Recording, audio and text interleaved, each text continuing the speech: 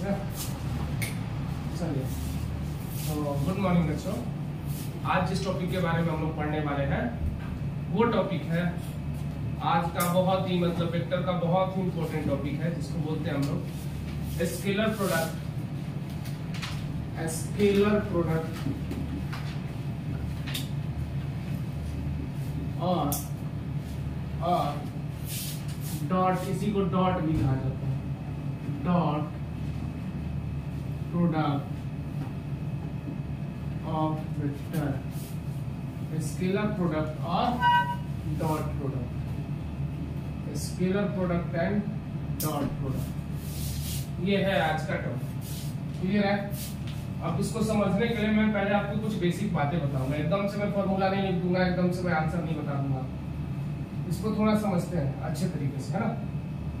तो अच्छे तरीके से समझने के लिए मैं आपको एक बात बता देता हूं कि कभी भी, जैसे अभी आपने स्केलर और वेक्टर क्या होता है ये तो समझ लिया होगा पूरा, है ना?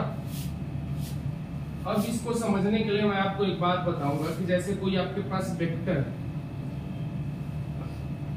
उसको मल्टीप्लाई कर दो स्केलर से, स्केलर से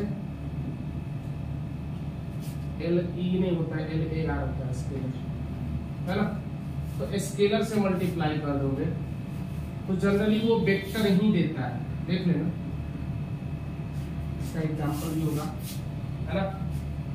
जैसे मास इनटू एक्सेलरेशन, एक्सेलरेशन क्या होता है? वेक्टर होता है। ये क्या दे देता है? फोर्स। क्लियर है कि बात? तो आप इसको ऐसे भी देख सकते हो, कोई आपके पास वेक्टर है 2i cap plus j cap plus p cap, ऐसा कोई वेक्टर है। आपसे बोला गया कि 2 टाइम्स वेक्टर a निकालो। 2 टाइम्स मतलब 2 कोई स्केलर क्वांटिटी से आपने मल्टीप्लाई करा तो क्या आ जाएगा? 4i cap plus 2j cap plus k cap. अभी भी ये वेक्टर है कि नहीं? स्टिल, है ना? यानी स्टिल अभी भी ये वेक्टर है। क्लियर है? कोई परेशानी, कोई समस्या? बोलिए, कोई दिक्कत तो नहीं है? चलिए, है ना? अब आगे चलते हैं, थोड़ा समझते हैं इस बात को। एक और तरीका हो सकता है कि हम वेक्टर को वेक्टर से मल्टीप्लाई करें। अब क्या होगा? वेक्टर को अगर वेक्टर से मल्टीप्लाई कभी भी करते हैं हम, तो जनरली चांस है कि वेक्टर मिले, कई बार चांस है कि स्केलर भी मिले। वेक्टर कैसे मिलेगा? एक टॉर्क का फॉर्मूला अगर गलती से आप तो पढ़ चुके हो 12th, तो टॉर्क बराबर आपने पढ़ा होगा m क्रॉस b। पढ़ा है क्या? हाँ, यानी mb sin थीटा। और आपको बता दूं कि m क्रॉस b यानी कि दो वेक्टर का क्रॉस प्रोडक्ट, यानी दो वेक्टर का मल्टीप्लिकेशन आपको दे देता है वेक्टर।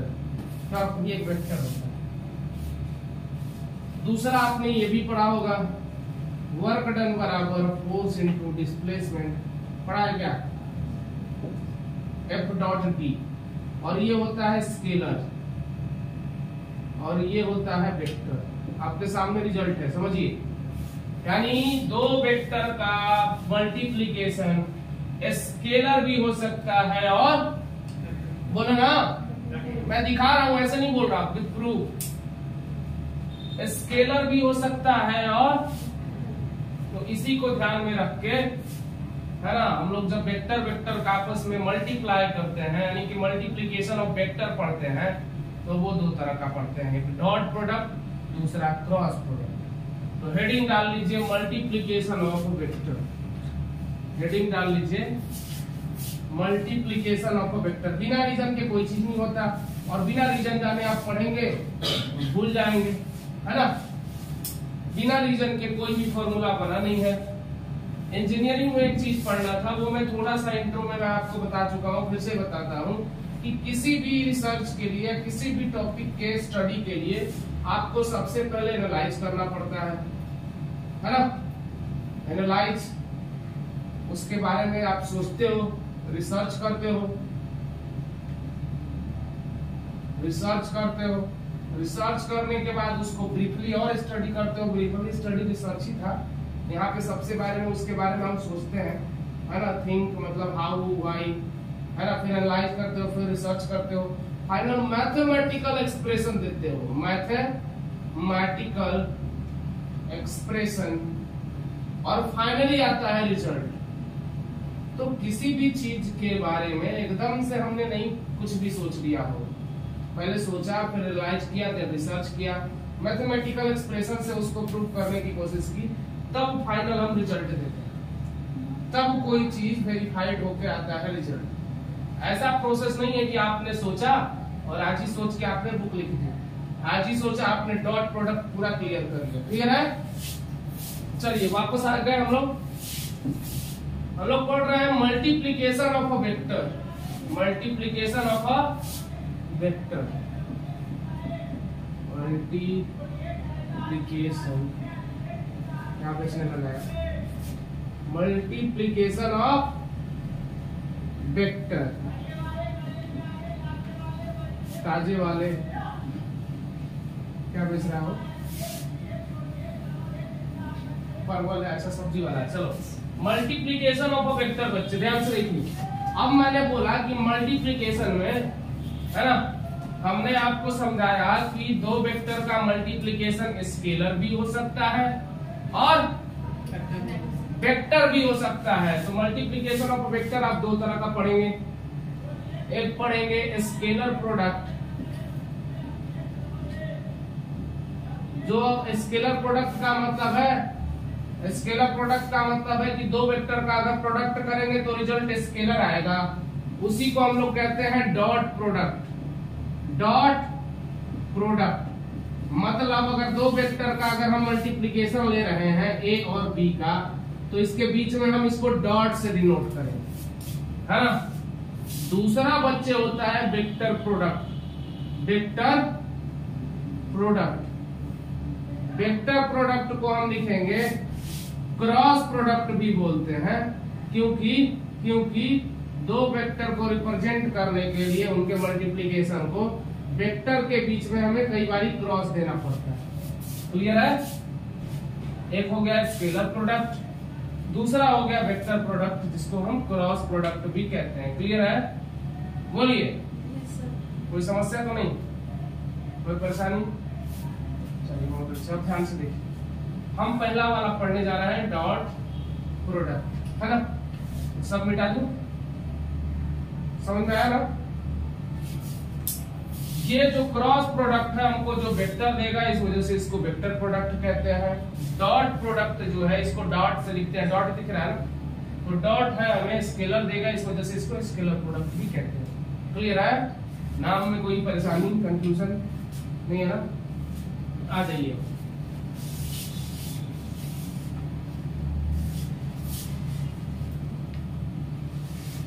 अब देखिए स्केलर प्रोडक्ट का मतलब क्या है, समझिए।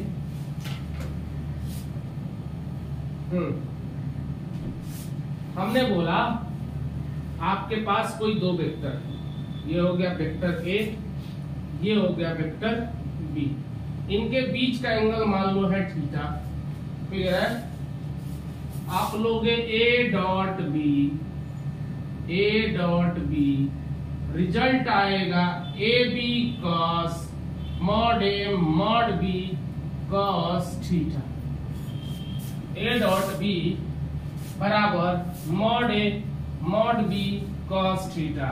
समझ भी सकते हैं इसको कैसे हुआ होगा। ए के अलोंग अगर बी का मैं कंपोनेंट तोड़ता तो इधर वाला कंपोनेंट आता बी कॉस थीटा। पहले से इसका मैग्नीट्यूड अगर वेक्टर ए का पूछा जाता तो ए होता, फाइनल रिजल्ट आ जाता ए बी कॉस थीटा। तो इस वजह से मैंने बोला कि वेक्टर ए डॉट बी बराबर बच्चे होता है, क्या होता है, ए बी कॉस थीटा। ये आपको याद रखना है। थीटा मैंने बताया एंगल है किसके किसके बीच का, angle between A vector and B vector. अभी के लिए जल्दी से इसको लिख लीजिए।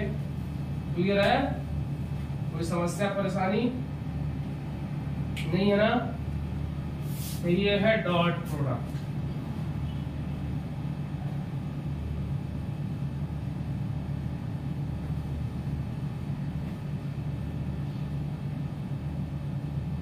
अब इसके कुछ केस आप देखेंगे। Case number 1, if theta is equal to 0 degree. जब थीटा आप 0 डिग्री रखोगे तो a डॉट b बराबर क्या आएगा बताओ? a डॉट b बराबर आ जाएगा ab cos 0 डिग्री। और cos 0 की वैल्यू कितनी होती है बच्चे? तो डायरेक्ट आप मैग्नीट्यूड a निकालो और मैग्नीट्यूड b निकालो और उससे मल्टीप्लाई कर दो। और जरा बताओ cos थीटा की मैक्सिमम वैल्यू कितनी होती है? 1। तो a डॉट b मैक्सिमम कितना आएगा? a डॉट b इसके बराबर आ जाएगा, नहीं ये मैक्सिमम वैल्यू मिल जाएगी आपको a डॉट b की। क्लियर है? क्योंकि cos थीटा जो है वो मैक्सिमम कितना हो सकता है? 1 हो सकता है। किस एंगल पर? जब थीटा 0 डिग्री हो। तो जब मैक्सिमम 0 पे मिल रहा है तो a डॉट b भी तो मैक्सिमम मिलेगा।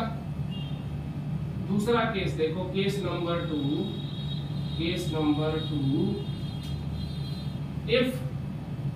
if theta is equal to 90 degree, इसका मतलब है कि two vectors are perpendicular to the each other. Two vectors are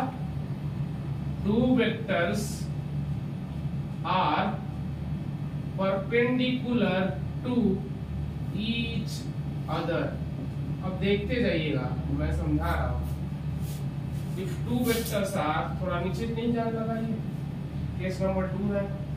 If theta बराबर 90 डिग्री, पता नहीं क्यों हमारा नीचे लाइन जाने लगता है। अब अगर दोनों परपेंडिकुलर है बच्चे तो a डॉट b क्या आएगा? ab cos theta. थीटा की वैल्यू 90 डिग्री और cos 90 क्या होता है? 0 होता है। तो पूरा 0 हो गया कि नहीं हुआ? फाइनल a डॉट b क्या मिल गया आपको? 0 मिल गया। मिल गया कि नहीं मिल गया? बोलिए, मिल गया।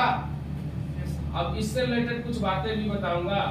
अभी तो ये 2 केस क्लियर देख लीजिए, है ना।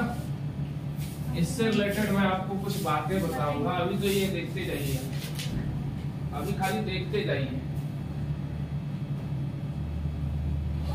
क्लियर है? पहला मैंने बोला, पहला केस हमें जो मिला a डॉट b ab के बराबर। दूसरा केस में अगर दोनों परपेंडिकुलर हो जाए तो a डॉट b 0। क्लियर है? बोलिए ना, कोई समस्या तो नहीं है? बताइए।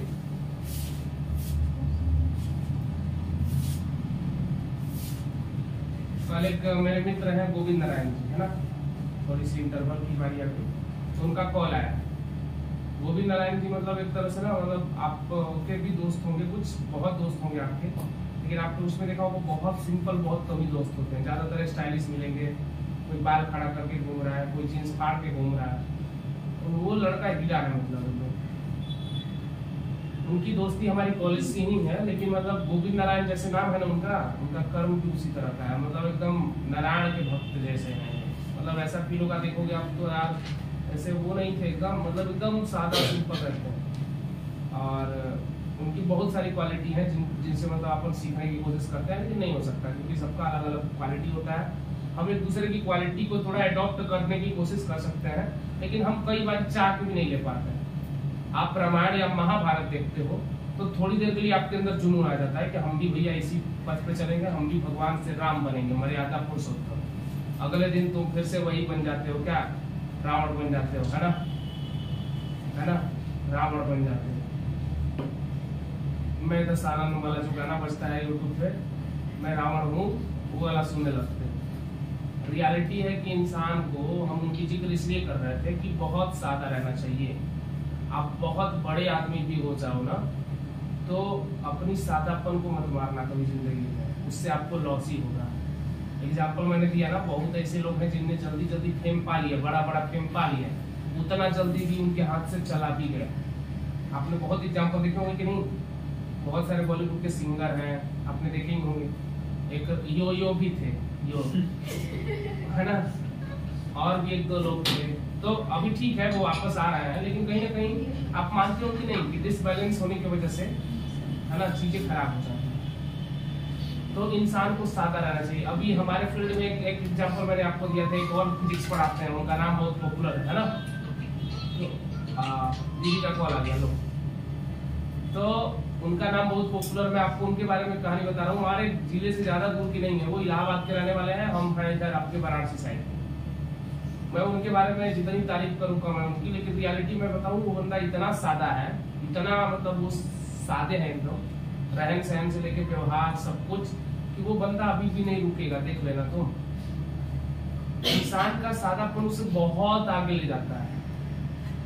अगर आप ना सच्ची बता रहे हैं, बहुत दिखावे में नहीं जीते हो ना, मेरा यकीन मानना आने वाला टाइम में आपका टाइम है। लेकिन अगर तुम दिखावटी हो ना, दिखावटी चीजें ज्यादा कहाँ चलती हैं क्या?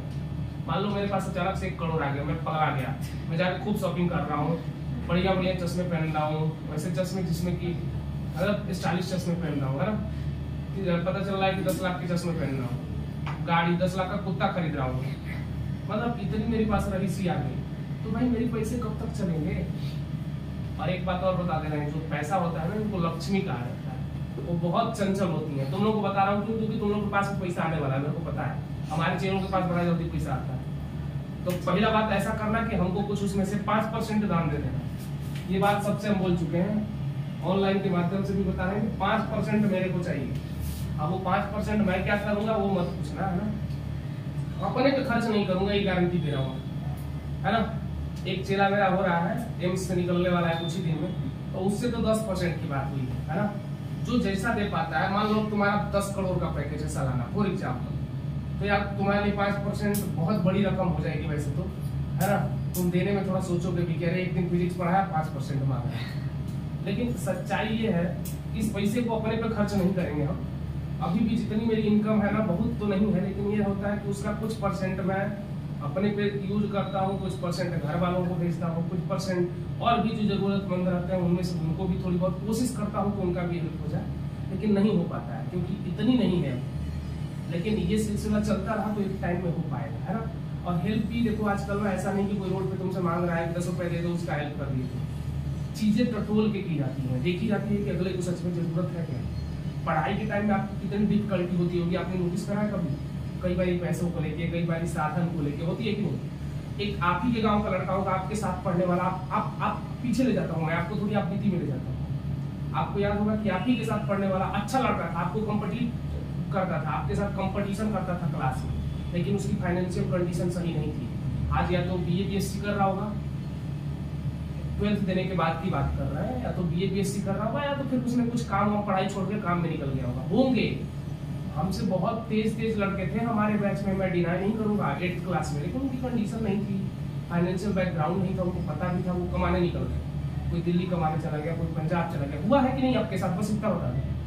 कोई तो रहा होगा ऐसा बच्चा जो आपको देखोगे कहोगे कि यार वो हमसे आगे जा सकता था, लेकिन उसने तैयारी नहीं किया। ऐसा होगा आपके साथ, 100% होगा। अभी क्योंकि आप जस्ट निकले हो ना, अभी रियलाइज नहीं करोगे, आप कॉलेज वॉलेज में चले जाओगे ना, तब आपको रियलाइज होगा। बोलो, सही बोल रहा हूँ कि नहीं? बोलो भाई प्रखर, ऐसा रियलाइज करोगे ना। तो मैं इसलिए बोल रहा हूँ ना कि आप एक न एक दिन आप किसी भी मुकाम पे चले जाना, लेकिन मैं सच्ची बता रहा हूँ ना, अपने इनकम का कुछ परसेंट आपको उनके लिए जिनको कि आप थोड़ा सा उसकी वजह से, जिस वजह से आपने परेशानी झेला पूरी जिंदगी, है ना, या आपको प्रॉब्लम हुई, वो चीजें आगे ना हो, है ना। मैं इसके माध्यम से नहीं बताना चाहता कि मैं कोई महान बनने की कोशिश कर रहा है, कोई ऐसा बड़ा काम कर रहा है। रियलिटी है कि हम तो कुछ भी नहीं है। बहुत लोग तो अपने क्या क्या दे देते हैं, तुमको पता है। उनके फैमिली होने के बाद भी वो अपने संपत्ति का मैं एक एग्जांपल दूं, APJ अब्दुल कलाम भाई, उनके पाँव की जो धूल है ना, हम लोग धूल के बराबर भी नहीं है। मतलब उनसे मैं एक बार मिला हूँ, हाथ नहीं मिला पाया, उनको सामने से कई बार मन था मेरा कि उनका इसी तरह हाथ या पाँव छूने को मिल जाए। वो बंदा गजब के इंसान थे। मतलब कलयुग में भगवान, अगर किसी को सच बोला जाए, कोई अगर सामने आके जीता जागता उदाहरण दे के गया है तो वो APJ अब्दुल कलाम। बहुत लोग आए, कुछ न कुछ 19-20 उनके में हो गया है, लेकिन पहले बंदे APJ अब्दुल कलाम थे। मैं बता रहा हूँ कि अपोजिशन में कांग्रेस की सरकार थी, और उस समय मैं बता रहा हूँ अपोजिशन से जब उनका नाम उठा था ना कि राष्ट्रपति के लिए, एक बंदा उनके अपोजिट में खड़ा होने वाला तैयार नहीं मिला था। ऐसा हो सकता है यार कि हमारे विरोधी हमको प्यार करें? वो ऐसे बंदे थे। और मैं मेरे ना देखो बताते टाइम रोंगटे खड़े हो जा रहा है। हम लोग कोशिश करते हैं कि उनके नक्शे कदम पे चले, लेकिन नहीं हो पाएगा, क्योंकि थे वो बहुत बहुत ब्रिलियंट इंसान थे। हम नॉलेज के साथ साथ उनको बता दें, राष्ट्रपति भवन में जब आए थे ना, एक सूटकेस लेके आए थे, जाते टाइम सूटकेस लेके गए, और अपनी जो पर्सनल सैलरी की इनकम थी ना उसमें भी कुछ परसेंटेज दान दे देते थे, उसका कुछ पार्ट अपने फैमिली को देते थे। ऐसा नहीं कि राष्ट्रपति बन गए, राष्ट्रपति बन गए। आजकल के राष्ट्रपति, और मैं नाम नहीं लूंगा, किसी का पता चले हम ही को आके मारने लग गए ऐसे।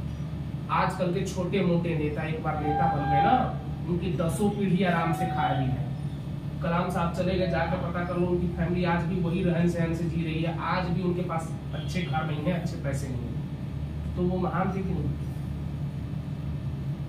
अब तुम बोलोगे कि अरे वो तो गलत किए क्योंकि उनको फैमिली के बारे में सोचना चाहिए। अरे जो देश के अच्छे पद पे बैठ जाए ना, उसको सबसे पहले उसको देश के बारे में सोचना चाहिए। बराक ओबामा एग्जाम्पल है, अमेरिका का राष्ट्रपति रह चुका है, आज सिंपल नौकरी करता है, सिंपल एकदम नॉर्मल नौकरी करता है जॉब। तो ये सब एग्जाम्पल है, और जितना सादा रहोगे ना उतना लंबा टिकोगे, उतना लंबा चलोगे। तो ये एक सीख थी, कोई स्टोरी नहीं थी। मैं थोड़ा सा अपने मित्र को याद करके बताया, वो अभी भी स्ट्रगल कर रहे हैं, अभी भी तैयारी कर रहे हैं। आई होप कि जल्दी उनका कहीं ना कहीं बढ़िया होगा सिलेक्शन। मुझे तो विश्वास है कि कहीं ना कहीं उनका अच्छा नहीं होगा।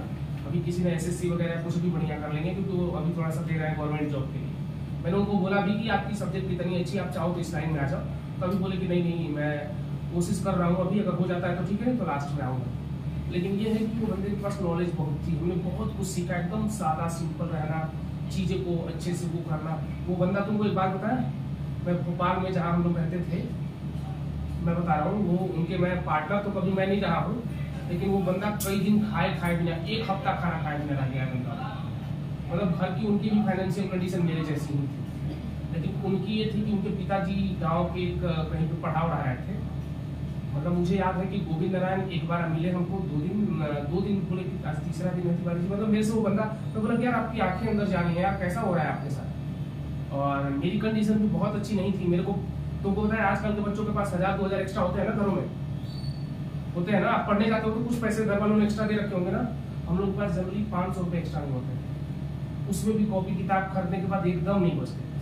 और रियलिटी था कि मैं गोविंद नारायण का कई बार हेल्प करना चाहता था, लेकिन मजबूरन मेरे को मतलब हो नहीं पाता था, है ना। मैं करना चाहता था दिल से, मैं सपोर्ट करता था, कई बार सोचता था मैं हॉस्टल ले आऊँ, उनको कुछ चीज़ें दे दूँ या ऐसे करूँ, लेकिन नहीं हो पाता था। हमारे दोस्त इस बात की गवाह है, अश्विन है और भी 2-3 लोग हैं, वो जानते हैं कि गोविंद नारायण ने कितना स्ट्रगल करा है, और जिंदगी में वो बंदा उतना ऊपर जाएगा, मैं इस बात की गारंटी लेता हूँ।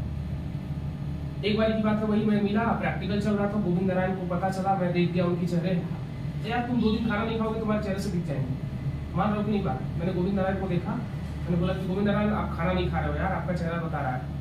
वो बगल में गए किनारे हमारे साथ, वो उनके आंख से आंसू आ गए। बोले कि आप तिवारी जी आप पहचान लेते हो? बोले पहचान नहीं लेते हो, चलो मेरे साथ। गए कैंटीन हम लोग, और मेरे पास भी 20 रुपये से ज़्यादा नहीं पड़े थे, बहुत एक्स्ट्रा नहीं होते थे पैसे, बता रहा हूँ ना। कैंटीन गया और कैंटीन वाले सारे लुटते ही हैं, जान ही रहे हो, कॉलेज के कैंटीन वाले और महंगे देते हैं। फिर भी उसने 7 रुपये का समोसा दिया, तो फिर यहाँ तो 15-15 रुपये के मिलते हैं। मैंने बोला कि इस कंपेयर में तो वो कुछ भी नहीं था। तो हम लोगों ने 2 समोसे खरीदे, है ना। मैंने बोला गोविंद जी आप खाओ, तो बोले कि मैं खाऊंगा, आप थोड़ा सा तो आप भी खाओ। मतलब मैं खाए हम लोग, लेकिन मुझे रियलाइज होता है कि यार कुछ भी, मतलब हम लोग ऐसा होता था कि मैं पैसे वाला होता, मेरे को कई बार फील होता था कि मैं उनको पैसे दे दूँ, नहीं लेते थे, है ना। मैं कई बार वो, बल्कि मैं फॉर्म भरवाना रहता था तो उनको भेजता था, सोचता था कि उनकी मदद कर दूँ। लेकिन वो एक होता है ना यार कि अच्छे लोग ना किसी का मदद लेना भी नहीं चाहते, रियलिटी आप देख लेना, वो खुद संघर्ष कर लेंगे, आपकी मदद नहीं लेंगे। तो इनडायरेक्टली मैं कई बार हेल्प करता था कि यार उनका कुछ हो जाए, क्योंकि मुझे भी हेल्प की जरूरत उस सेम टाइम पे महसूस होती थी कि मुझे भी घर वाले सपोर्ट करें, या कोई पढ़ाई के टाइम में मेरे रिलेटिव भाई सबसे ज्यादा मेरे को तंग किए हैं। कोई रिलेटिव में मदद नहीं किया तो सारे रिश्तेदार, और लोगों की आशाएं रिश्तेदारों से ही होती है। आप कहीं जाना हो अच्छे कॉलेज में, आपके घर वाले सबसे पहले रिश्तेदारों से पैसे मांगोगे, कोई और से नहीं मांगेंगे, रिश्तेदारों से मांगेंगे, क्योंकि भाई जिनको जानता है इंसान उन्हीं से सोचता है कि भाई आप दे दो, मैं आपको दे दूंगा एज ए कर्ज, है ना। तो उसमें भी बहुत लोग ऐसा होंगे कि अरे इसका लड़का पढ़ लिख जाएगा, मन में उनको बुरा भी लगेगा, इस वजह से तुम्हारी मदद नहीं करेंगे, तुम्हारी फैमिली की नहीं करेंगे। ऐसा हुआ होगा आपके घरों में, कई बार हुआ होगा।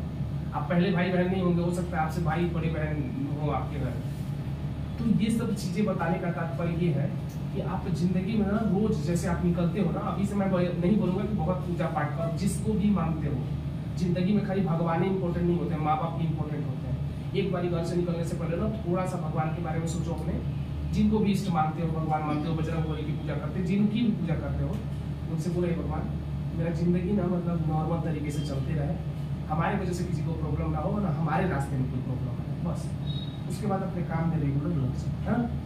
आपको मेरा यकीन माना कभी कोई दिक्कत नहीं होगा, है ना। आ जाओ अपने मेन टॉपिक पे आ जाते हैं, इसको थोड़ा सा खींचते हैं। अब इससे रिलेटेड टॉपिक पे बात करेंगे। पहला हमने आपको केस बता दिया, ध्यान से देखिएगा कि जब दो वेक्टर है उनके बीच एंगल 0 डिग्री है, मतलब दो पैरेलल वेक्टर की बात हो रही है कि नहीं? ये पैरेलल वेक्टर की बात हो रही है कि नहीं? बोलो ना। ये है पैरेलल वेक्टर्स, क्लियर है। दूसरा वेक्टर जो है वो है एंटी पैरेलल। एंटी पैरेलल मत बोलो, दूसरा वेक्टर तो 90 अगर एंगल है तो परपेंडिकुलर है एक दूसरे से, है कि नहीं? बताओ, अगर ये वेक्टर ए है, ये वेक्टर बी है, इनके बीच का एंगल 90 है, तभी तो डॉट प्रोडक्ट 0 आ रहा है। अब तीसरा केस हम समझते हैं थोड़ा, इधर का सब मिटा दूं, बोलो। देखिए केस नंबर 3 है, केस नंबर 3, अगर थीटा की वैल्यू 180 डिग्री आ जाए, थीटा 180 डिग्री है। अब देखिए ए डॉट बी निकालिए जरा, क्या आएगा? A B cos 180 degree. Cos 180 degree कितना होता है बच्चे? -1 होता है, यानी माइनस ए बी आ जाएगा ए डॉट बी बराबर की नहीं, है ना, माइनस ए बी आ गया। अब जरा बताओ कॉस थीटा की मिनिमम वैल्यू कितनी होती है? -1 होती है जब थीटा की वैल्यू 180 डिग्री हो। ये तो क्लियर है आपको। तो क्या ये डॉट पी ये मिनिमम वैल्यू मुझे नहीं दे दिया? बोलिए ना, बोलिए। हाँ, अब एक चीज और आप याद रखिएगा, अगर थीटा की वैल्यू समझाने के लिए कोई केस उस वैसे नहीं है, समझने के लिए थोड़ा देख लीजिए। अगर थीटा 0 से 90 डिग्री के बीच में रहे तो उसको हम लोग बोलते हैं एक्यूट, एक्यूट बोलते हैं, एक्यूट एंगल, है ना। एक्यूट एंगल के केस में जो ए डॉट बी आएगा आपका, ए डॉट बी वो आएगा हमेशा पॉजिटिव, याद रखिएगा। एक्यूट, एक्यूट है ये, एक्यूट है, कैसा है? एक्यूट नहीं, एक्यूट है। अगला अगर मैं बोलूं, क्यूट नहीं समझता तुम लोग को भी कोई ना कभी क्यूट बोला होगा, अरे कितने क्यूट होते, बोला होगा ना। विशाखा विशाखा को तो बोला है। अगर थीटा 90 से लेके बच्चे 180 डिग्री के बीच लाई करे ना तो उसको बोलते हैं एब्ट्यूस, एब्ट्यूस एंगल, क्लियर है। तो ए डॉट बी एब्ट्यूस के केस में आता है नेगेटिव। चेक कर लो चाहो कैसे, 90 से ज्यादा जाओ, 90 प्लस थीटा कॉस क्या हो जाता है? Cos 90 plus theta second quadrant में क्या होता है? कॉस नेगेटिव, है ना। तो सारी चीजें 90 के बाद जाओगे तो नेगेटिव ही आएंगी, क्लियर है कि नहीं? तो ये भी आपको याद रखना है। यहां से मैं बेसिक से बेसिक कहानी आपको शुरू करता हूं विद क्वेश्चन, समझने की कोशिश करिए। हो गया? चलिए देखिएगा, ध्यान से देखते रहिएगा, मैं क्वेश्चन बताते रहूंगा। कितने टाइप के क्वेश्चन बनते हैं ध्यान से शुरू होगा डॉट प्रोडक्ट्स। मैं हर वैरायटी का आपको क्वेश्चन बताऊंगा, है ना, बस देखते रहिए। आपने जरूर क्वेश्चन या तो देखे होंगे या तो आगे चल के आप देखेंगे। अब आइए क्वेश्चन मैं बताता हूं आपको कैसे करने हैं और कैसे आप उस क्वेश्चन को समझाओ। कैसे क्वेश्चन है ना, यहाँ से न्यूमेरिकल क्वेश्चन थोड़ा सा शुरू करेंगे। आपके पास पहला क्वेश्चन है कि वेक्टर ए बराबर, है ना, इसका पहले कॉन्सेप्ट समझ लीजिए।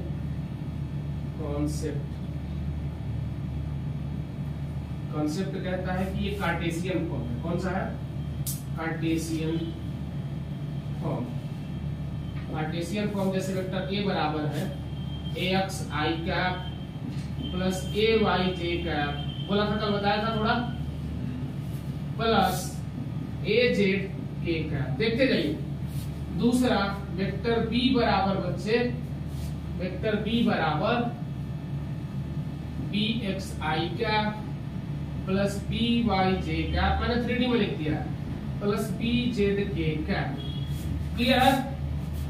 अब हम कहना चाह रहे हैं कि अगर मैं ले रहा हूं a डॉट b, तो a डॉट b जैसे ही कार्टेशियन फॉर्म में लूंगा तो हो जाएगा i वाले का i वाले से मल्टीप्लाई, यानी ax bx, क्लियर है कि नहीं। प्लस अब देखो अभी बताऊंगा कैसे मैंने लिखा है।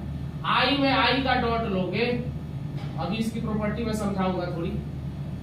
तो आई डॉट आई 1 हो जाता है। कैसे 1 हो जाता है अभी बता रहा हूँ थोड़ी देर में, बस इतना रख लो। ए वाई मल्टीप्लाई कर दो बी वाई से, है ना, क्लियर है।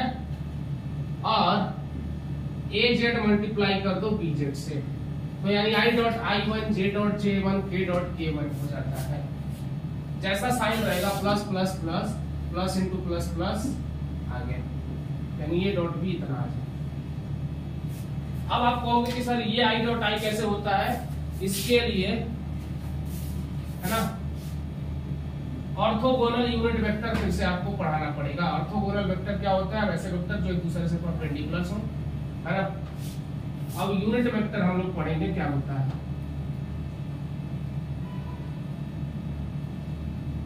मिटा दूं?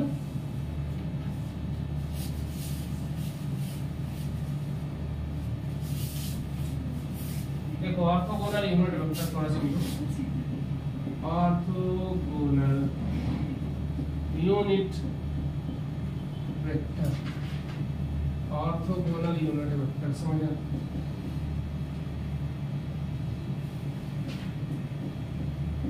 ऑर्थोगोनल यूनिट वेक्टर ध्यान से देखिएगा,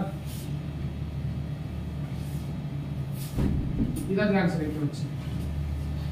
3 एक्सिस होते हैं सिंपल 3D में होते हैं ना, कौन कौन से?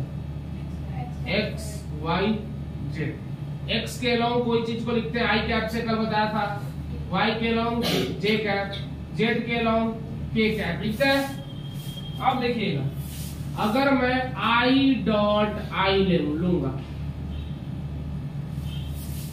तो दो वेक्टर का डॉट प्रोडक्ट का फॉर्मूला क्या आता है? मॉड ऑफ ए पहले का मॉड, मॉड ऑफ बी, बोलिए ना, इनटू कॉस थीटा।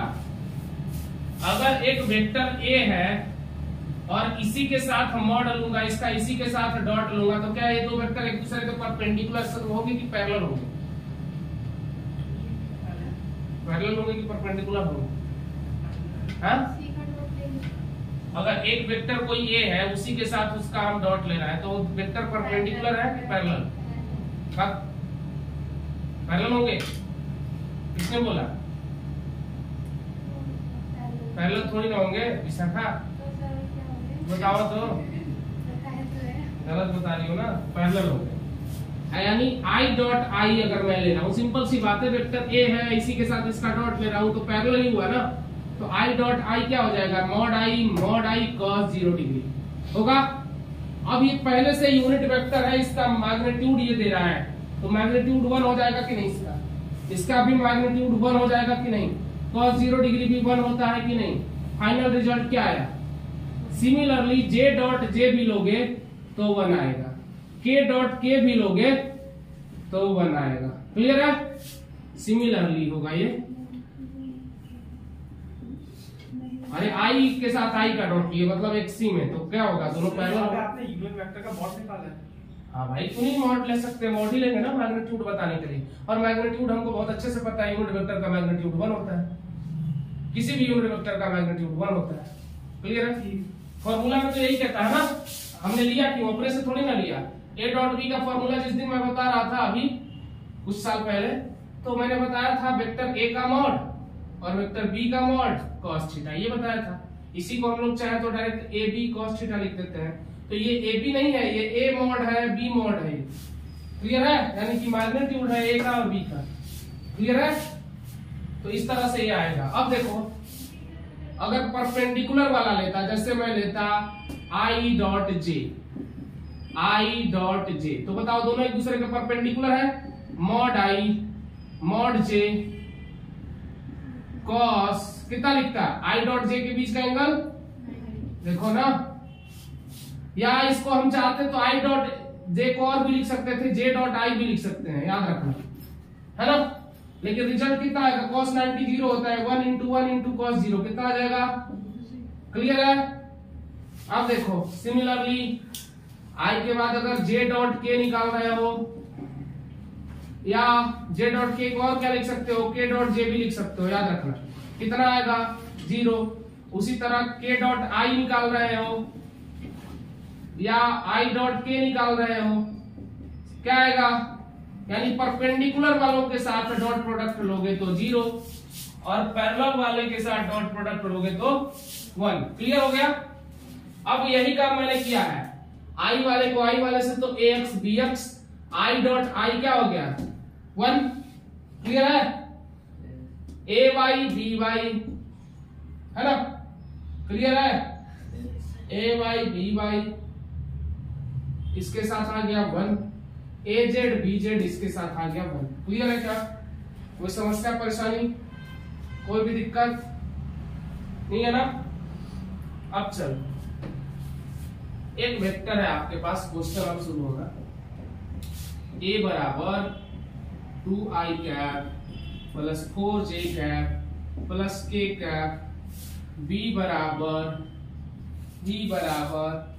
है ना, b बराबर कितना है, b बराबर भी है, b बराबर भी है i cap plus 2j cap plus 4k cap. अब आपको बताना है a dot b and angle between a and b, दोनों बतानी है, जल्दी बता दो। a डॉट b और एंगल बिटवीन a b, जल्दी बताओ क्या हो रहा है। पट्टी हो गया, लाइट आया क्या,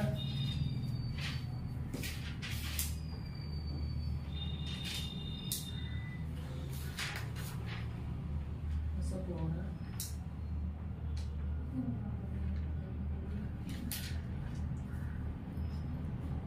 एसी होना क्या, बंद कर दो, क्यों हो रहा है, इसकी वजह से नहीं है, उसका तो कनेक्शन नहीं है।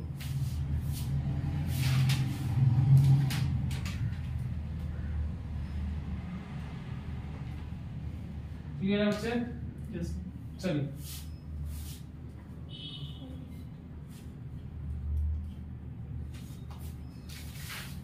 बनाऊं उसको, इधर वाला मिटाऊं, देखते हैं अब यहाँ पे किस तरह के क्वेश्चन आते हैं मैं बताते रहूंगा आपको, बस ध्यान देखते रहिएगा। जैसे मेरे पास दो वेक्टर है, वेक्टर a बराबर है 2i cap plus 4j cap, है ना, 4j cap plus k cap, vector b बराबर बता दो i cap plus 2j cap plus 4k cap. अब मैं जैसे ही a डॉट b लूंगा, i वाले को i वाले के साथ मल्टीप्लाई कर दो, यहाँ कुछ नहीं तो 1 है यानी 2, ये कितना हो जाएगा 8 4 कितना है 14 आ गया, 14 यूनिट आ गया a डॉट b। अब a डॉट b के बारे में हमें बहुत अच्छे से पता है कि हमने इसका फॉर्मूला पढ़ रखा है, mod of a mod of b cos theta, यही थीटा हमें निकालना है। तो जब हमें एक कॉन्सेप्ट नीचे लिखो, concept number 2,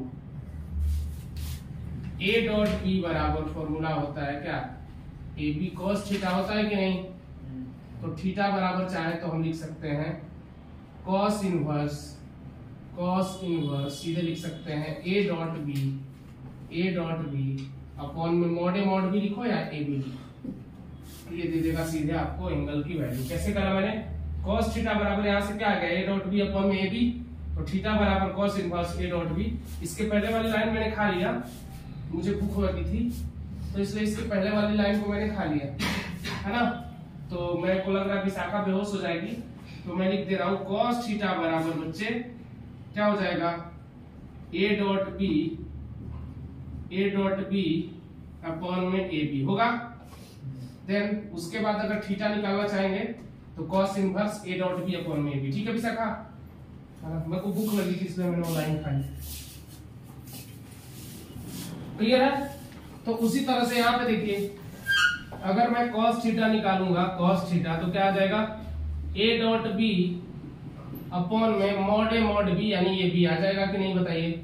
a dot B की वैल्यू मैंने 14 निकाल रखी है ऑलरेडी, अब मॉड ए की वैल्यू अगर मुझे निकालना है, ए का मैग्नीट्यूड, तो क्या करना पड़ेगा? कुछ नहीं, रूट में भेज देते हैं इसको, सब एक दूसरे के परपेंडिकुलर होते हैं। 4 + 16 + 1, b बराबर निकालो 1 + 4 + 16, कितना आ रहा है? दोनों के दोनों आ रहा है √21। आ रहा है क्या? आ रहा ना? तो ये हो जाएगा √21 इंटू √21 होगा क्या? a की वैल्यू √21, b की वैल्यू √21, कितना आया? 14/21, 7 दूना 14, 7 3 21, 2/3, यानी कि थीटा आ गया हमारा cos इनवर्स 2/3, याद रखिएगा। ए डॉट बी भी क्लियर हो गया, एंगल भी आपका क्लियर हो गया, है ना? आसान था। इसी तरह के क्वेश्चन मिलेंगे, डाटा चेंज हो सकते हैं, डाटा का कोई गारंटी नहीं लेता, लेकिन इस तरह के क्वेश्चन आपको देखने को मिलेंगे, है ना? अब देखिए, जल्दी करिए तो मैं आगे बढ़ूं।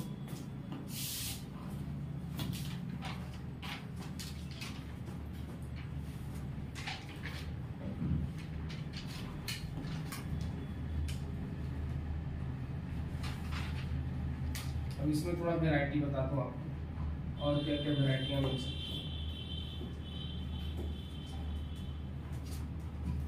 और ये समझ में आ रहा है क्या? फॉलो शिवान से, सब देखते हैं। टाइम कितना है?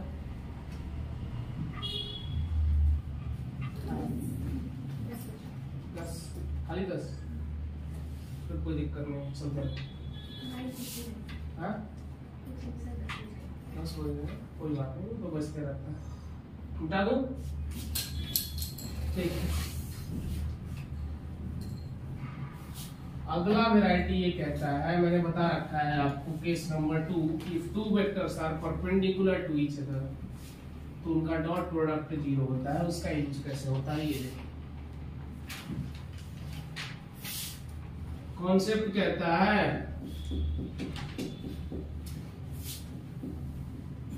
इफ टू वेक्टर्स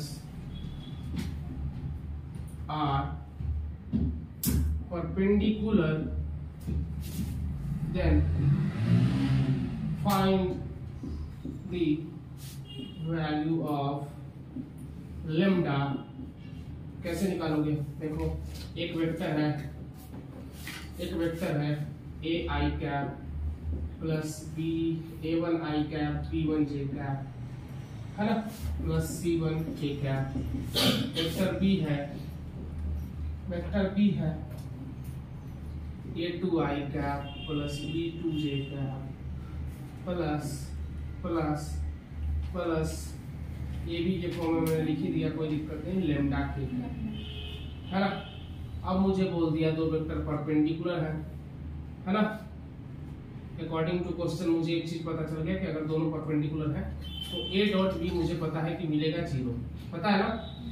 तो दोनों का डॉट लो ना जरा, क्या हो जाएगा a1 a2 plus b1 b2 plus c1 lambda is equal to 0 होगा क्या, बोलो ना। तो यहाँ से अगर मैं निकालूं a1 a2 plus b1 b2 बराबर माइनस c1 लैम्डा, बोल सकता हूँ क्या, लैम्डा बराबर क्या मैं बोल सकता हूँ a1 a2 plus b1 b2 upon में c1 माइनस आगे लगा के अगर मैं बोल दूं तो क्या मेरा लैम्डा की वैल्यू नहीं आ जाएगी, बोलो आ जाएगी ना। इसके क्वेश्चन देखो बहुत ही प्यारा, इसको देखते जाना। मैं जो कॉन्सेप्ट बता रहा हूँ आपको, ये कोई ऐसे कॉन्सेप्ट करके नहीं पढ़ाते लोग, लेकिन मैं इसलिए बता रहा हूँ कि कभी दिखे अगर आपको तो आप कैसे लिखोगे। If two vectors are perpendicular to each other, then find lambda। ये है कॉन्सेप्ट, क्लियर है? बोलिए, कोई समस्या तो नहीं है? मिटा दो इसको। क्वेश्चन में आपने बताया कि देन फाइंड लैम्डा, तो हमें पता नहीं चलेगा कि लैम्डा कहाँ रखना है, के में रखना है कि आई में रखना है। ओहो, रखना ही नहीं है यार, दिखा रहा हूँ ना, क्वेश्चन है आपके पास, क्यों टेंशन ले रहे हो? अभी जब तक क्वेश्चन ना बताया शांति से देखो। बस एक क्वेश्चन है, वेक्टर a बराबर 2i cap minus j cap, है ना, plus k cap. Vector b बराबर क्या कह रहा है? वेक्टर b बराबर कह रहा है 2i cap minus mj cap, ध्यान से देखना, प्लस mj कैप और plus 2k cap. If both vectors are perpendicular to each other, then find m। ये क्वेश्चन है। अब इसको समझ सकते होगे तुम कि अगर कह दिया दोनों परपेंडिकुलर है तो हम क्या करेंगे, सोल्व करेंगे। तो a डॉट b को क्या लिख देंगे, हर बार की भांति 0 लिख देंगे। करो ना डॉट, a डॉट b करो, 2 दूना के 4, इसका करो ना minus m plus 2 is equal to 0। देखो ना 6 minus m is equal to 0। m बराबर कितना आ गया, यानी कि m की वैल्यू 6 होगी, तभी एक दूसरे के परपेंडिकुलर होंगे। क्लियर है? बोलो, ये कहना चाह रहा था। ऐसे ही निकालोगे और कोई रास्ता नहीं है। क्लियर है? अब कोई परेशानी दिक्कत नहीं होनी चाहिए आपको। बहुत बढ़िया, आगे चले। चलिए,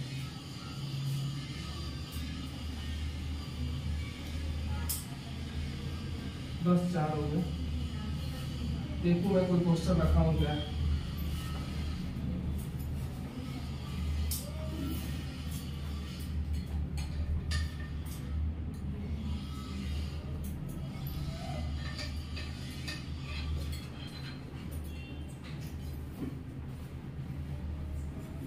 क्वेश्चन तो बहुत रखता हूँ, लेकिन कई बार नहीं मिलता है क्वेश्चन।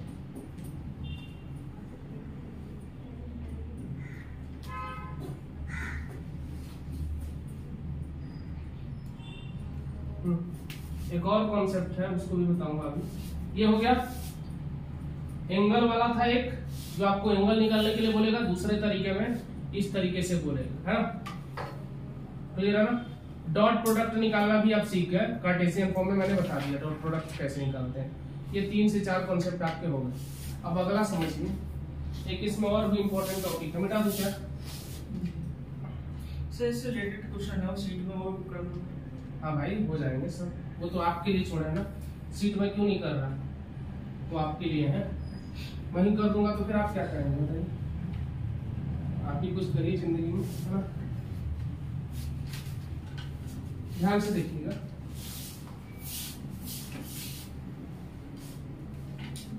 मैं खाली आपको एक तरीका बताने की कोशिश कर रहा है, इससे बेसिक क्वेश्चन है, बाकी आपका है।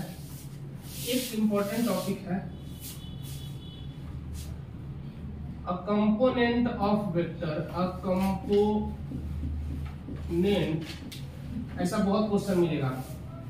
component of vector a, component of vector a along vector b, a component of vector a along vector b, है ना, या कंपोनेंट ऑफ वेक्टर ए। कई बार ये क्वेश्चन के आगे ऐसे भी लिखा रहेगा a vector component of A along B, तो उसकी कहानी थोड़ी सी बदल जाएगी, ध्यान रखना। मैं बोल रहा हूँ कंपोनेंट ऑफ वेक्टर ए, यानी ए का कंपोनेंट बी के अलोंग। अब दूसरा क्या बोल सकता था, अ vector component of A. Vector component बोलता तो मतलब हम खाली अभी फिलहाल इसके खाली मैग्नीट्यूड की बात कर रहे हैं, उसके एक कंपोनेंट की बेसिक बात कर रहे हैं, लेकिन वो कह रहा है उसका वेक्टर कंपोनेंट। समझ रहे हो ना, वो दूसरी कहानी हो जाती। देखो वेक्टर बी मान लो इधर है पहले से, और ये रहा हमारा वेक्टर ए, तभी तो इसका कंपोनेंट एक आएगा बी के लो। क्या आएगा, अगर ये एंगल थीटा है तो ये वाला कंपोनेंट क्या आएगा बताओ ना, ए कॉस आएगा, क्या आएगा ना। तो अगर मेरे से कोई ऐसा बोल रहा है तो मैं बोलूंगा वो आएगा ए कॉस थीटा आएगा। अब देखो तू आएगा, मेरे को वो याद आ गया, बोल तू आएगा। वो 3 इडियट में नहीं कहता है कि एक डेट लिख देते हैं, इस डेट को हम दोनों मिलेंगे, बोल तू आएगा। तो हंसता है, उसको आना थोड़ी लगता है। तो बोलता है कि हम लोग मिलेंगे एक ही बार, इतने साल के बाद देखा जाएगा कौन ज्यादा सक्सेसफुल है ना। चलो होते रहता है। हाँ सर एक और सीधा तो ट्रायंगल के अलोंग है ना, तो भाई component of vector A along vector B, तुम खुद ही बताओ ना, मैं नहीं बताऊंगा। कंपोनेंट ऑफ वेक्टर ए का कंपोनेंट बी के अलोंग कौन सा है, तो बस वही तुम्हें लिख रहा हूं। अब समझो कि a डॉट b बराबर, ज्यादा किसी चीज को नहीं सोचते हैं ना यार। कई बार ये होता है ना कि ज्यादा सोचने से ना गलत चीजें भी आती है, कि गलत चीज सोचने लग जाते हैं। खाली बेसिक तरीके से सोचो, जहां सोचने की बात है कि बताएंगे, रोटेशन आने दो फिर सोचवाएंगे तुमसे, है ना। रोटेशन आने दो, काइनेमेटिक्स में घुसो, फिर हम सोचवाएंगे, पक्का सोचवाएंगे। अब देखो a डॉट b बच्चे क्या मैंने बता रखा है आपको, ए बी कॉस थीटा बता रखा है क्या, बोलो ना। तो a cos थीटा बराबर हम क्या बोल सकते हैं, आप खुद ही बताओ। a cos थीटा बराबर a डॉट b अपॉन में मैग्नीट्यूड ऑफ b बोल सकते हैं क्या, बोलो ना। यही चीज उठा के मैं यहाँ रखने वाला हूँ, cos थीटा की जगह पे, cos थीटा की जगह पे क्या आ जाएगा, a डॉट b अपॉन में मॉड ऑफ b बोल सकता हूँ क्या। b को बोलो या मॉड ऑफ b बोलो, एक ही बात है, नीचे b रहे या मॉड ऑफ b। अच्छा इसको देख के कुछ तो याद जरूर आ रहा होगा, कुछ याद आ रहा है क्या, vector A dot B cap ये देगा हमें component of vector A along vector B, जिसके अलोंग का है उसका यूनिट वेक्टर, जिसके अलोंग का है उसका यूनिट वेक्टर। जैसे ये पहला कॉन्सेप्ट था, है ना। अब दूसरे में अगर बोल दिया a vector, a component of vector, a component of a vector b along vector a। अब क्या हो जाएगा, कहानी बदल जाएगी। मैंने बोला जिसके along बोले उसका सबसे पहले ले लो यूनिट वेक्टर, यानी उसको पहला दो टोपी, और जिसका कंपोनेंट बोला है उसको लिख दो वेक्टर फॉर्म, ये मिल जाएगा रिजल्ट। क्लियर है। इससे रिलेटेड सवाल देखिए जरा। एक वेक्टर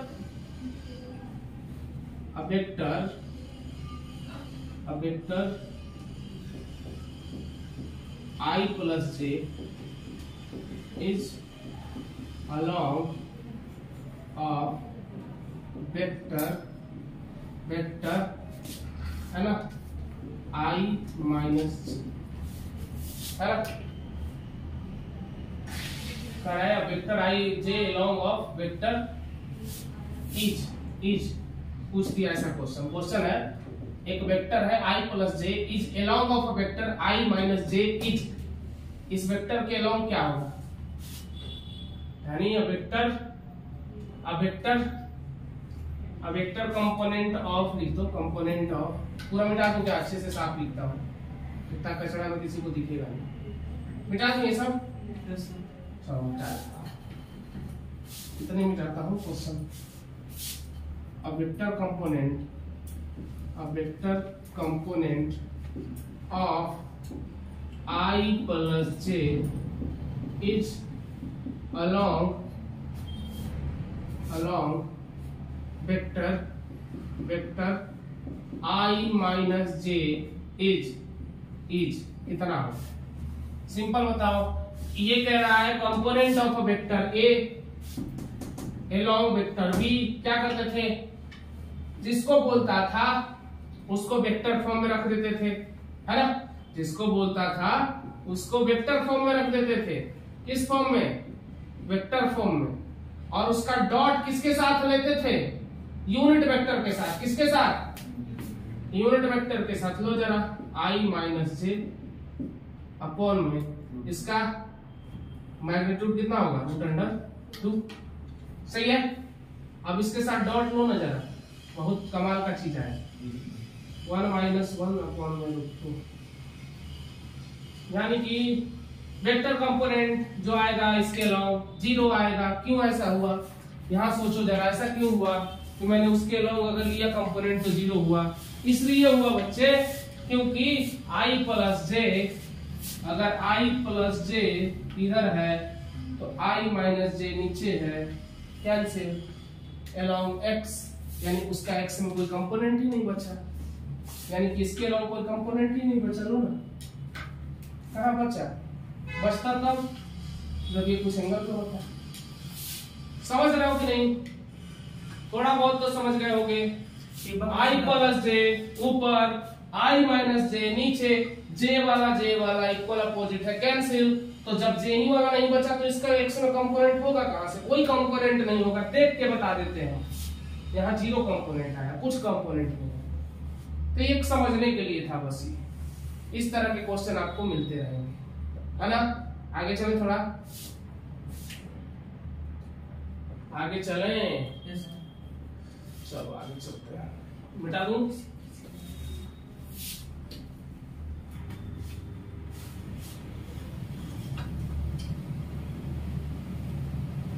वही है ना सर, जब हम मैथ्स में निकालते प्रोजेक्शन करते हैं, बस वही है। मैथ वाला मेरे को नहीं समझ में आता, फिजिक्स वाला आ जाता है। हाँ, प्रोजेक्शन वेक्टर नहीं है, बेसिक है। प्रोजेक्शन ले रहे हैं, इसका प्रोजेक्शन इधर क्या हो रहा है। मैसेज आता तो मैं डर जाता हूँ कि मेरे पैसे तो कोई नहीं काट रहा।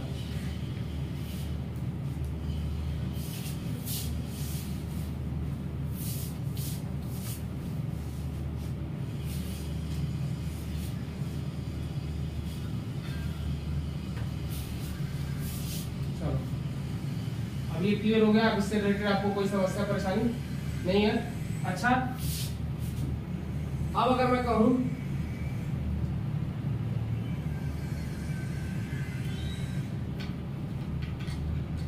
a vector component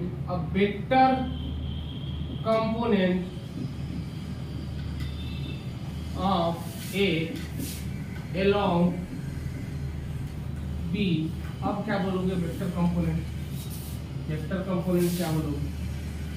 जैसे ये B है, ये A है ना। अब वेक्टर कंपोनेंट ऑफ A क्या होगा, A वेक्टर सिंपल सी बात है। वेक्टर कंपोनेंट बोल दिया तो वेक्टर A cos थीटा होगा कि नहीं, बताओ। सिंपल मैं बोल रहा हूँ, वेक्टर अगर बोला तो इस बार हम मैग्नीट्यूड नहीं लेंगे, बस cos थीटा की वैल्यू अभी भी अगर हमें पता है a डॉट b वाला से, अगर मैं निकालने की कोशिश करूं a डॉट b तो होता है a b cos थीटा, होता है ना। सिंपल बोलो तो a डॉट b है ना अपॉन में a b cos थीटा के बराबर आएगा। बोलो, यही चीज यहाँ रखने वाला है cos थीटा की जगह पे खाली, तो आ जाएगा क्या a डॉट b अपॉन में a b आएगा क्या। अगर मैं इस तरीके से देखूं तो इतना आएगा ना। तो कई बारी याद रखना, कई बारी इज्जत कमाने के लिए बेइज्जती करवानी पड़ती है। ये सुल्तान मूवी का डायलॉग है, कई बारी इज्जत कमाने के लिए ना अपनी बेइज्जती करवानी पड़ती है। तो मैं बेइज्जती थोड़ी ना करवा रहा हूँ, मैं तो समझा रहा हूँ। अगर मैं a वेक्टर और a से डिवाइड करूंगा तो ये क्या मिल जाएगा मेरे को। अभी जो बाहर है मैं उसकी बात कर रहा, बता दो a डॉट b वो तो ठीक है, लेकिन किसके अलाउंग है, मैग्नीट्यूड ऑफ b। और इधर मैं क्या इसका a कैप रख सकता हूं कि नहीं, बता रख सकता हूं। इसको अलग अलग तरीके से बोलता है vector component of a along vector b। Vector component बोला खाली दिखता कि कंपोनेंट ऑफ वेक्टर a, तो अलग कहानी आ रही। इस बार बोला vector component of a along b, तो इस बार अलग कहानी आई। कैसे देखो, करना क्या है, दोनों वेक्टर का पहले लेना है डॉट, और जिसके अलोंग बोला है उसका नीचे रहेगा मैग्नीट्यूड, उसका रहेगा मैग्नीट्यूड। और डायरेक्शन कौन बताएगा, वेक्टर हमेशा डायरेक्शन बताता है जिस वेक्टर को आप कंपोनेंट ले रहे हो, मतलब कि ये वेक्टर। जैसे देखो क्या देता ये, भाई मैं अपने एकदम बेसिक तरीके से तुमको इसका रिजल्ट लिखवा दिया जाता डायरेक्ट, तुम सोचते रह जाते है ना। बहुत लोग तुमको ऐसे बताएंगे, पहला रिजल्ट क्या आया था, जैसे अगर मान लो वेक्टर ए को ले रहे हो तो ए के लॉन्ग ले रहे थे तो उसको हम वेक्टर फॉर्म में लिख दे रहे थे, बी का कैप लिख दे रहे थे, ये रिजल्ट आ जा रहा था, है ना। अब यहाँ पे लोग लिख देंगे बी कैप और क्या देंगे लोग, तुम्हारा रिजल्ट आ गया। लेकिन हम उसको क्यों करूं, मैं उसको क्यों करूं, मैं भी रिजल्ट ला सकता था। देखो ना वेक्टर ए लिखा, देखो वेक्टर ए और ए डॉट बी, ये भी cos थीटा होता है, ए कैप इसके बाद भी ये भी cos थीटा अगर मैं लिखता तो ये क्या आ जाता, बी का कैप आ जाता कि नहीं आ जाता। तो यही वाला रिजल्ट है कि नहीं है अलग से, अगर ये रहता ऐसे तो यही वाला रिजल्ट होता कि नहीं है वाला। तो लोग इसी को ऐसा भी लिखते हैं, लेकिन तुम हमेशा यही फॉर्म याद रखना, क्योंकि मैंने बोला कि अब vector component of A along B, अब अगर मैं इसका वेक्टर ही कंपोनेंट लूं, इसके कंपोनेंट को ना लूं, तो वेक्टर ए का ए cos थीटा होगा कि नहीं, कि वेक्टर फॉर्म में एक्स के अलोंग, बोलो। तो ए cos थीटा और cos थीटा को मैंने इतना रख दिया। अब इसमें ये मैग्नीट्यूड है, ये डॉट में है, अभी डिवाइड नहीं है कि मैं डायरेक्ट डिवाइड कर दूं, तो इस वजह से मैंने ए को इधर ला दिया। तो वेक्टर ए अपॉन में ए क्या हो जाएगा, ए कैप, और ये मैग्नीट्यूड आ जाएगा। मतलब याद रखना, जिसके अलोंग बोलेगा नीचे उसका मैग्नीट्यूड हो जाएगा। सिंपल ट्रिक यहाँ देखो, ये कहीं नहीं मिलेगा, जल्दी समझा रहा हूं, ध्यान से देखना।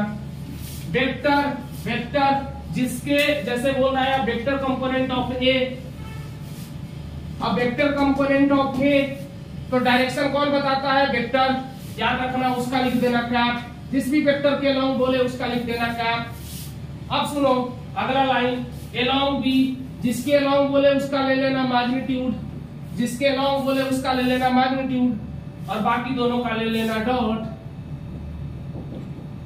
ये होगा रिजल्टेंट, ये होगा रिजल्टेंट, यानी इसका मतलब है वेक्टर कंपोनेंट ऑफ ए, इसको देख के बोलूंगा vector component of A along vector B, कहानी खत्म। आपको दो ही चीज याद रखना है, जिस वेक्टर का कंपोनेंट बोलेगा उसका ले लेना कैप, यूनिट वेक्टर जो डायरेक्शन बता देगा, वेक्टर हमेशा डायरेक्शन बताता है, और जिसके अलोंग बोलेगा उसका ले लेना मैग्नीट्यूड, नीचे डिवाइड कर देना और ऊपर ए डॉट बी से मल्टीप्लाई कर देना। जैसे क्वेश्चन देखो,